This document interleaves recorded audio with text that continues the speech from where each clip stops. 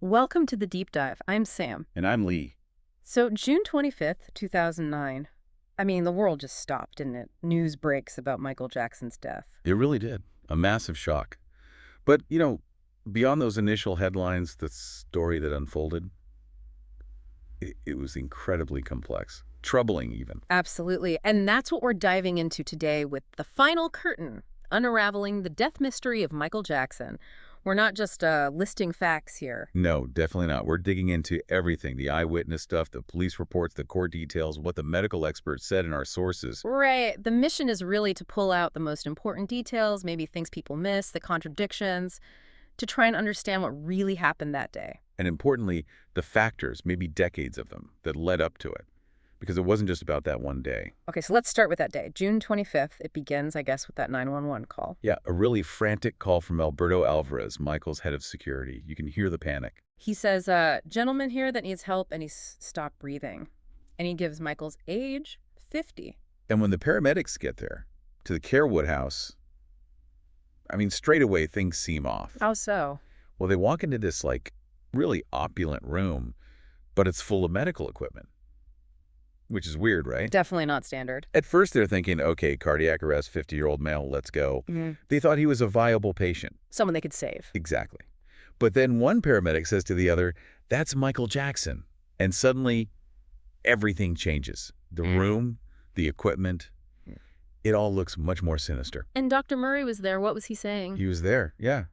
And he's insisting, oh, it just happened. But the paramedics, their experience, they knew. Knew what? That it hadn't just happened, that some time had gone by. They felt awful, thinking if they'd been called sooner. Maybe things would have been different. Maybe. And then getting him out of there. Yeah. It was chaos. The media scrum, right? Total pandemonium. Cameras pressed right up against the ambulance windows. Just trying to leave the property was a nightmare. So Michael gets to the hospital. But back at the house, the police investigation is starting. What are they finding? Well, first, something crucial happens at the hospital. The police arrive looking for Dr. Murray. He's gone. Vanished. They're calling his phone. It's just going straight to voicemail. Panic starts setting in. Okay, wow. So Murray's disappeared. What about the scene back at Carrollwood? The bedroom itself was described as, well, a mess. Really messy. And strangely, there was a fireplace roaring. In June, in L.A. Exactly. Made the room very, very hot. And there were Post-it notes stuck everywhere. On mirrors, doors, with little slogans or poems. Bizarre. And the medical stuff. Yeah, an IV stand, a saline bag, medications just strewn about. One source said it was clearly not fit for any type of medical treatment. And then there was a doll. A lifelike doll on the bed, yeah. And a laptop. Investigators are just trying to figure out the basics. How did he die? And crucially, who was responsible? Because the ER docs at the hospital were initially thinking heart attack, right? Right, because Murray hadn't told them about any narcotics, which is, a huge omission. Okay, so the scene is messy, confusing. Murray's vanished. Where does the investigation go next? There must have been a breakthrough. There was. A huge one. Back in that bedroom, or maybe an adjacent room they called the treatment room, a detective finds a small bottle. It had fallen and rolled under a nightstand. And what was it? Propofol.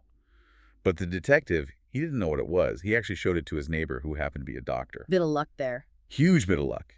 The neighbor immediately says, that's a surgery drug. We use that to put people under. Propofol. Wow. So that changes everything. Completely. Suddenly it's not just a potential tragedy. It involves this incredibly powerful hospital anesthetic being found in a bedroom. Suspicion immediately shifts. So they really need to find Murray now. Oh, yeah.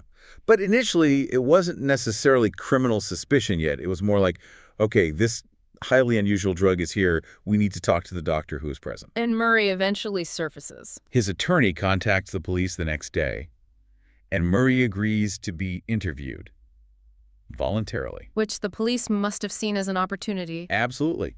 Let him talk. Let him, as one investigator put it, dig his own hole. So what does Murray say in this interview? He starts telling this story. Michael couldn't sleep. He was excited about the upcoming concerts. Murray says he tried giving him Valium, then lorazepam, then diazepam. Standard sedatives, basically. Right. But nothing worked. Michael was still wide awake. And then, according to Murray, Michael asks for his milk. He has milk. Yeah. And the investigator's like, milk? What are you talking about? And Murray tells them. He admits it. Milk was their code word for Propofol. Whoa. He admits it just like that. Apparently so. And then the real bombshell. He confesses he'd been giving it to Michael to help him sleep for months. Months. How often? He said, and this is a direct quote, I think, 30 days a month, roughly. Every day. Every single day. Yeah. Using a surgical anesthetic for sleep. The investigators were stunned. They were thinking, what the heck? Is this even legal? Drugging someone to sleep like that, even if they ask for it. It just sounded wrong. Criminal, potentially. So that blows the case wide open. What does Murray say happened right at the end? He claims he gave Michael a small dose, monitored him, then just stepped out to use the bathroom for like 2 minutes. Left him alone while under propofol. That's his story. And when he came back, Michael wasn't breathing. He says he panicked. And started CPR? Yeah, but he described it himself as ineffective, one-handed CPR. And he did it on the bed, which isn't right. Then he told Alberto Alvarez to call 911. But the timing. The paramedics already suspected time had passed? His story sounds shaky. Very shaky. And then comes what investigators called the biggest aha moment. Okay, what was that? Dr. Murray's medical bag. It should have been with him at the hospital, right? Security confirmed he always carried it. It wasn't there. It was missing. Missing. And when the police asked Murray about it, he apparently got this deer in the headlights look. Completely panicked. Because he knew they didn't have it, but he didn't know why they didn't have it yet. Exactly. Yeah. But in his panic, he told them where it was. Where? Hidden. Not in the main room, but in a closet in a different room, tucked away in a cubby above the closet. And they find it. What's inside? Oh, they find it. And it's described as a treasure trove. More propofol, holocaine. Yeah. But the crucial thing, Yes. all the medical waste, the used needles, the empty bottles, the wrappers, all the trash that should have been in the treatment room near Michael. Me cleaned up. That was the immediate conclusion. In the middle of Michael Jackson dying, Murray apparently stopped trying to save him or paused his efforts to gather up all the evidence and hide it. Oh my God. That changes everything, doesn't it? Completely. Yeah. It shifts from a potentially tragic accident or negligence to, well, a cover-up. He's actively hiding something. Investigators felt strongly now that Murray was behind the death. Why else clean up? The pressure must have been immense on the police at this point. Huge. LAPD really needed to get this one right, especially after some other high-profile cases. The world was watching. So the autopsy, what did that reveal? It was incredibly thorough. Took about 5 hours. They noted things like Michael having a severely scarred scalp, almost no hair, hinting at his long history with pain, maybe painkillers. The overall health. Relatively healthy for a 50-year-old. That was the surprising thing. One source emphatically said, this isn't a man who should have died. But they had to wait for toxicology, right? Yeah, that took weeks. But when the results came back, they were definitive. And? Michael Jackson's death was ruled a homicide. Homicide. Caused by acute intoxication from the anesthetic propofol. And the levels were astronomical. The report used the phrase, enough propofol in him to drop a rhinoceros. Just unbelievable. So Murray's story about a tiny dose just didn't add up at all. Not even close. It just wasn't jiving with the science. Yeah. And there was other evidence, too, like a full urinal bottle found at the bedside. Suggesting what? Suggesting he was totally incapacitated. Kept under, not just helped to sleep. He couldn't even get up to go to the bathroom. And the medical experts who testified later, what did they make of Murray's actions? They were absolutely scathing. Dr. Stephen Schaefer, who actually helped develop propofol. So he knows the drug inside out. Inside out. He said Murray's claims made no sense, that they were not possible. Why not? Because propofol isn't given like a quick shot for sleep.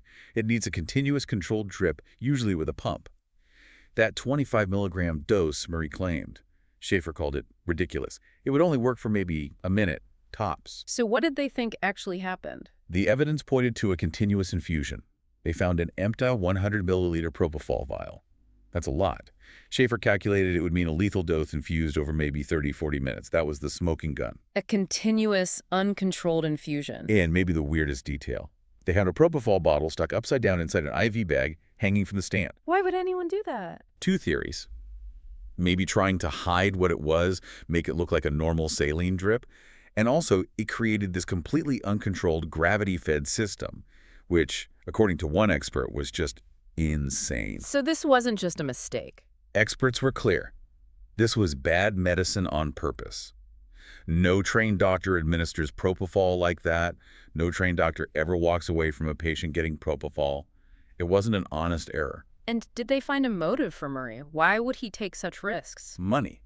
Desperation. Search warrants showed he was in deep financial trouble. Bought a $1 million Vegas house, huge mortgage payments he wasn't making. With $10,000 a month. Yeah, and he'd stopped paying. He also had issues with medical boards before for sloppy behavior. And the Michael Jackson job. That was his lifeline. The contract was for $150,000 a month to be Michael's personal physician for the tour. 150 grand a month. That's a powerful motive. Connects directly to his debts. Seems clear he needed that money badly. Okay, so Murray's actions seem reckless, motivated by money. But the sources also suggest this wasn't just about Murray, right? That this was coming for a long time. Absolutely. That's a really crucial part of the story.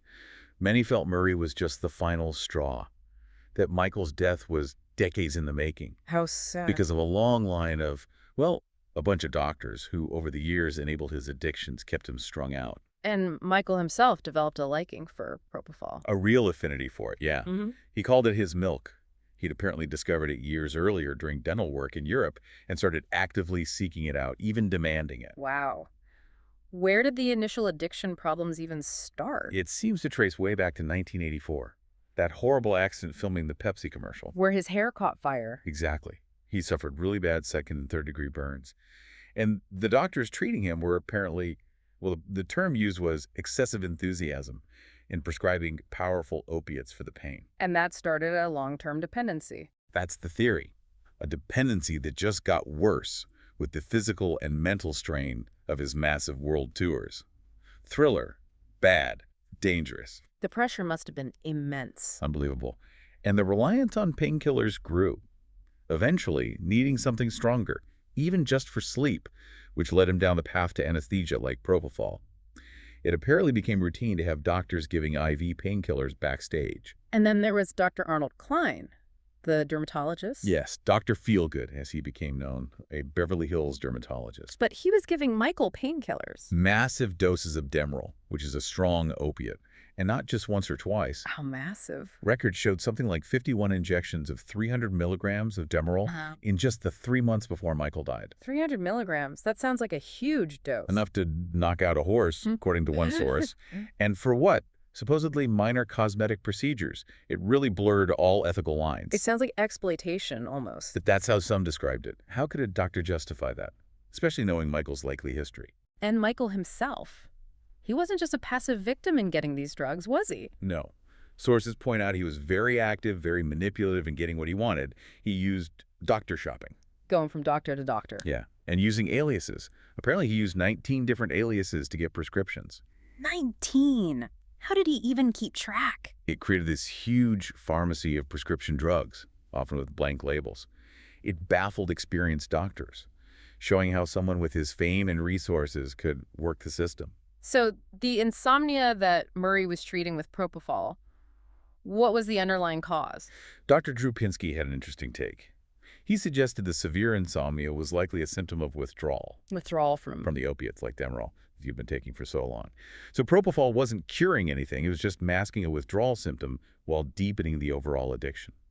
A really dangerous cycle. And the people around him during the preparation for the This Is It tour, did they see signs something was wrong? Oh, absolutely. The Jackson family later sued AEG, the concert promoters. On what grounds?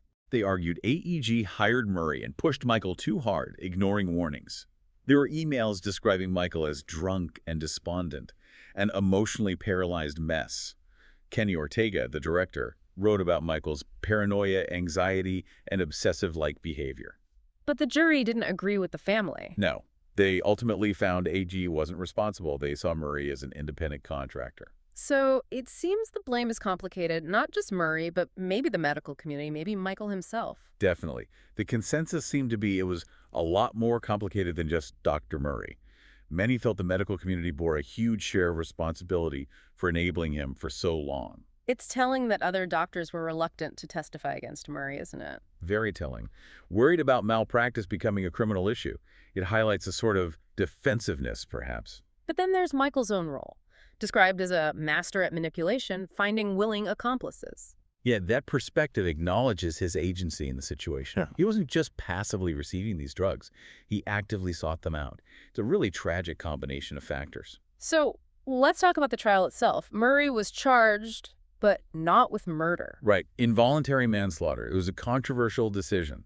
Investigators felt the evidence, especially the cover-up, pointed towards second-degree murder. Why the lesser charge, then? Huge public pressure on the LA District Attorney's Office. They likely wanted a conviction and maybe felt involuntary manslaughter was a surer bet to avoid, another high-profile failure. And Murray's attitude during the trial? Described often as arrogant. He pleaded not guilty. But the evidence against him was strong. The phone calls, for instance. Yeah, they showed he was on the phone with various people, girlfriends, business contacts, right around the time Michael likely stopped breathing. This caused that critical delay, maybe 20, 25 minutes before 911 was called. Fatal minutes. And the verdict? Guilty. The jury convicted him of involuntary manslaughter. What was his sentence? He got 4 years, though he served less due to overcrowding, I think. And, crucially, his medical license was permanently revoked. So Murray faced consequences, but as we've discussed, this whole story, it feels like there's so much more to it. Absolutely. Plenty of blame to go around, as one source put it. Multiple doctors over many years played a part. The system failed him. It leaves you with some heavy questions, doesn't it? Like, how far does accountability stretch? Exactly. Murray served his time, lost his license, but the damage was immense. It makes you think about blame, forgiveness, second chances, especially in professions built on trust. When do you let it go? It's not simple. No, definitely not. It's a story with deep roots in addiction, enablement, and ultimately profound tragedy. A story about more than just one doctor and one drug. That concludes today's investigation on The Final Curtain. Thanks for joining us on this journey into mystery. We'll see you next time where the past still speaks.